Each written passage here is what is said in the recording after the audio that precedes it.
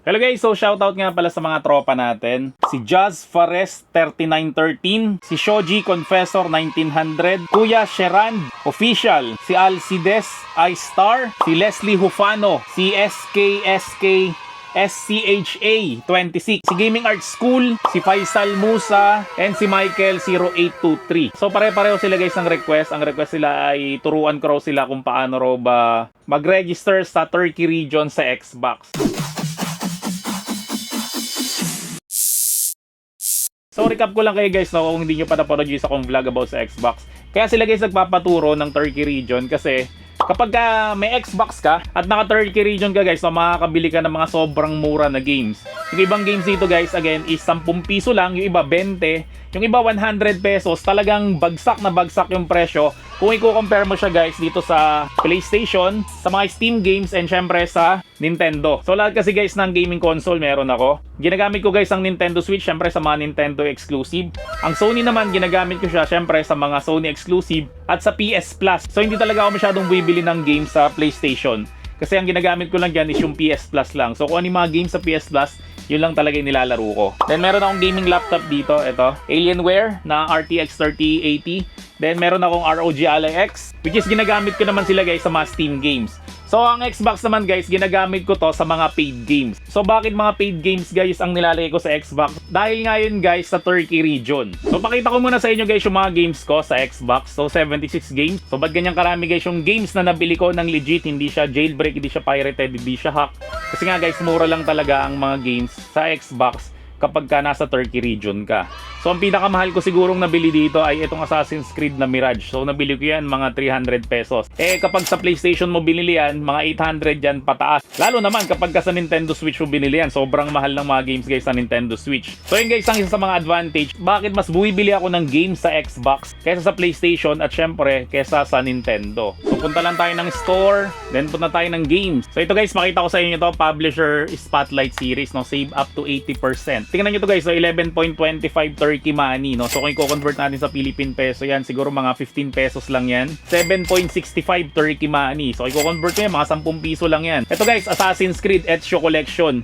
63 na Turkey money lang yan. So i-convert mo yan guys, siguro mga 70 pesos lang yan. Ang ginagandaan guys, no, kapag ka nag-a-avail ka sa Xbox, meron siyang mga update. Kamukha nito, Assassin's Creed Syndicate. So 60 FPS yan. Alam ko sa PlayStation yan, hindi nila ina-update yan. So kung naalala nyo guys, nag-review tayo ng NBA sa Nintendo Switch 2. 'Di ba yung bala ng NBA is for Nintendo Switch 1 tapos ilipat natin sa Nintendo Switch 2. So parang walang nangyari.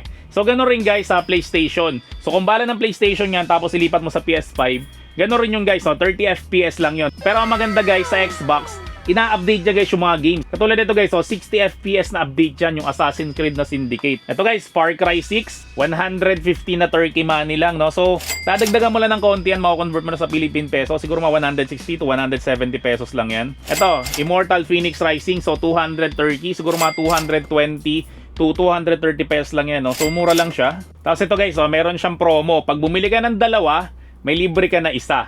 So, tingnan nyo to, presyo nito is 51 lang. Then ito naman, itong AEW Fight Forever. So 450 lang siya na Turkey money. So mga 500 pesos lang siguro yan. Ito, Dragon Ball Fighter Z. So 144.54 Turkey money lang yan. Ito, Phantom of the Catacombs, 28.75 na Turkey money. Far Cry 6, 200 na Turkey money. Ito, Dragon Ball The Breakers, 169 na Turkey money. So, wala kayong mabibiling ganyang kababa sa PlayStation kasi pinakamura yata na game sa PlayStation ay mga 10 Singapore dollars, so mga 400 pesos yon. Ito guys, so Tekken 7, so ang presyo niya is 212.50 na Turkey money. So wala pa nga masyadong sale ngayon pero pa nag-sale yan, halimbawa Black Friday sale, ano kaya summer sale, grabe, magugulat kayo sa presyo, sobrang baba. Mas mura pa siya guys kaysa sa Steam Deck. So diretso na tayo guys sa tutorial natin kung paano ba tayo lilipat ng Turkey region. So punta ka lang sa home mo, syempre punta ka ng settings, tapos punta ka ng system, tapos language and location. Tapos ito guys, makikita nyo dito, ito, location, papalitan mo lang yan. So ang gagawin mo guys, gagawin mo siyang Turkey. Tapos pag nagawa mo na siyang Turkey guys, no, i-restart mo lang yung console mo. So paano mo guys malalaman kung successful yung paglipat mo sa Turkey region? So ang gawin mo, punta ka lang ng store, makikita mo dapat dito guys na yung currency niya is Turkey money na. So ganito dapat yung currency na makikita mo. So kapag ganyan na guys yung currency mo, ibig sabihin yan, nasa Turkey region ka na. So ang next na gagawin natin dyan, pag nasa Turkey region ka na, punta ka lang ng settings, tapos sa account, punta ka ng payments and billing. Tapos add payment method ka lang, tapos ilagay mo lang guys yung credit card mo. Tapos pag na-enter mo na guys yung credit card mo, ito importante to. So ilalagay mo guys dito sa address line 1, so lagay mo Maslak. Tapos dito sa city, ilagay mo Istanbul. Yung province guys, piliin mo Istanbul. Tapos yung postal code 34010, tapos yung country mo guys is Turkey. Kasi ito guys, wala ka nang dapat ilagay dyan. So pag nagawa mo na yan guys, sinext mo na lang yan, then isave mo na lang. First time mong magre-register sa Xbox, ay mas maganda dito ka na mag-register. Dito mismo sa Xbox mo na wag ka nang gumamit ng computer. And kapag ka nasa Turkey region ka guys, wag mo guys ilalagin yung account mo sa Windows at doon ka bibili ng games so kasi mababan ka. So dapat pag bibili ka ng games, diretso ka dito sa Xbox console mo. So kapag nagawa mo na lahat yun guys, pwede ka nang bumili. No? So punta tayo ng store, so hanap tayo ng murang game. To bili natin to, itong Ezio. Yan, so ibabay ko lang siya. 63 na Turkey money. Yung pinakamagandang Assassin's Creed sa lahat, mabibili nyo na for only mga 70 pesos lang. Yan, so nabili na natin. So got it natin. Then makikita mo dito, ini-install na siya. So habang inintay natin guys yung installation niya, no? So ang bilili ko nga pala ng Xbox is Series S lang. So hindi ko binili yung Series X. Kasi usually talaga guys, mga games na binibili ko is mga digital lang, no? So hindi talaga ako mahilig sa physical copy. Kasi nga parang hassle sa akin yun, no? So ilalagay pa yung bala, alisin mo pa, pagpapalitan mo. Hindi ka mukha guys pag digital copy, no? So ini-install ko lang. May mga tao kasi talaga na buibili talaga ng mga physical copy, no? For collection purposes. Pero ako hindi talaga ako ganun. So ang physical copy ko lang guys ng games sa PlayStation, ito yung Ragnarok. Then ito Astrobot para sa anak ko. Ito, nabili lang namin to kasi natuwa lang yung anak ko. Then ito yung last na binili ko, Tekken 8 pa. Bukod dyan, wala na akong ibang physical copy. So sa Nintendo naman guys, ang physical game ko ay ito. Charan! Pero tatlo yan, no? Yung isa ay nandito sa loob ng Nintendo Switch, which is yung Zelda na Breath of the Wild, kasi ito yung Tears of the Kingdom. Then meron pa akong isa, nakakabili ko pa lang yung 60-in-1 na game, no? So hindi talaga ako mahilig mangolekta ng mga physical copy talaga ng mga games. Then kung tatanungin nyo naman ako kung ano ba mga games yung nilalaro ko again, so sa PlayStation guys, again, ang nilalaro ko dyan is mga nasa PS Plus lang. So nag-subscribe ako sa PlayStation Plus, 6,000 pesos in a year. So usually yan, pag Black Friday sale, no? Mura guys ang subscription ng PlayStation Plus. Then syempre sa Switch, ang nilalaro ko naman dito mga exclusive lang, no, ng Nintendo, katulad ng Zelda, Pokemon, Mario. Yan lang yung mga nilalaro ko dito. Then sa ROG Ally X and dito sa gaming laptop ko, ang nilalaro ko naman yan guys is mga Steam games. So pag mga paid games guys, no, dito ako naglalaro. Pero nakasubscribe rin ako guys sa Game Pass Ultimate. Kasi ang Game Pass Ultimate guys, no, tatlo ka agad yung makukuha mo doon. Unang-una guys, no, mga 400 plus na games na malalaro mo sa Xbox mismo na console. Pangalawa, 400 plus rin na games guys na malalaro mo naman sa PC Game Pass. So magkasama na yon. Then pangatlo guys, makakapaglaro ka guys ng Xbox games through cloud gaming. Ang presyo nun guys, mga 700 pesos per month. So mas mahal siya guys sa PlayStation Plus, pero ngayon nga mas marami kang makukuhang benefits sa kapag ka sa Xbox Game Pass ka guys nag-register. Tapos meron rin ako dito mga Android na handheld, yung Ayaneo Pocket. Then marami pa ako dyan, nandiyan sa gilid. Ito nga, meron pa ako dito, ito, naalala nyo to. Ayan o. N95. Ito yung pangarap ko na cellphone dati. Pero nagkaroon na rin ako nito na nagkameron ako ng pera. Ngayon binibili ko lang at ginagamit ko siya as fidget.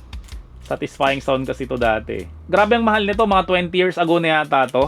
Ang presyo nito is mga 50,000 yata, no? Sobrang mahal ng N95 dati. Pero ngayon, ito nabili ko na lang to, mga 1.5 na lang yata to eh. No, yun ang problema sa technology, kapag tumatagal, bumababa yung value. So kung makikita nyo guys, yung ginagamit ko na controller dito ay sa Xbox One pa to. O yung console guys, bago tong Xbox na Series S and Series X. So yung controller talaga niyang ganito dapat. Pero ang ginagandahan nga guys sa Xbox, so yung mga dati niya accessories, pwede mo pa rin siyang gamitin dito, no? So napaka-generous talaga ng Xbox. Kaya sa tatlong to, Xbox, Nintendo Switch, saka PlayStation, favorite ko talaga Xbox eh.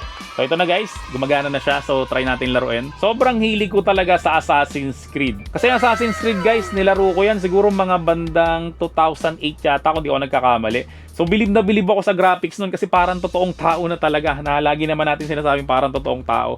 Tapos lumabas to, yung si Ezio na yung bida. Grabe, sobrang fan talaga ako nitong Assassin's Creed 2, no? So hindi ko mabilang kung ilang beses ko na to natapos. Mula doon sa Assassin's Creed 2, sa Brotherhood, saka sa Revelation. Yan, so press A lang natin. So again guys, ang ginagandahan ng Xbox pa, meron siya mga patch. So pinapatch siya guys yung mga lumang games para guys umandar siya ng 60 FPS. Katulad nitong Ezio Collection, no? Sa PS5 to guys, up to 30 FPS lang to. Para sa akin kasi guys, no, medyo masakit sa mata yung 30 FPS na games.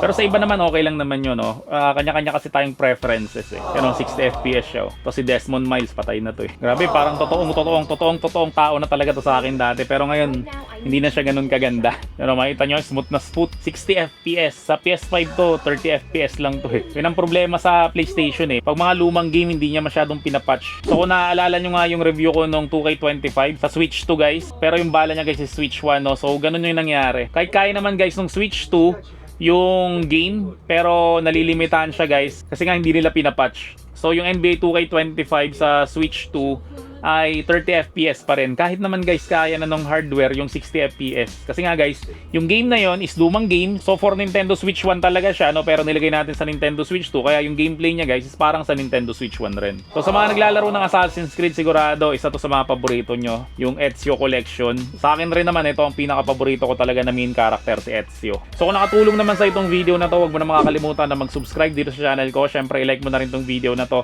At i-turn on mo na rin yung notification bell para lagi ka updated pag may mga bago kong upload ng mga video about sa mga gadgets. And kung may mga tanong ka, suggestion, no? So i-comment down below mo lang. Baka sakaling yan yung ma-feature natin sa susunod na content natin. So maraming salamat ulit sa inyong lahat. See you in my next video. Hanggang sa muli. Paalam! Shhh!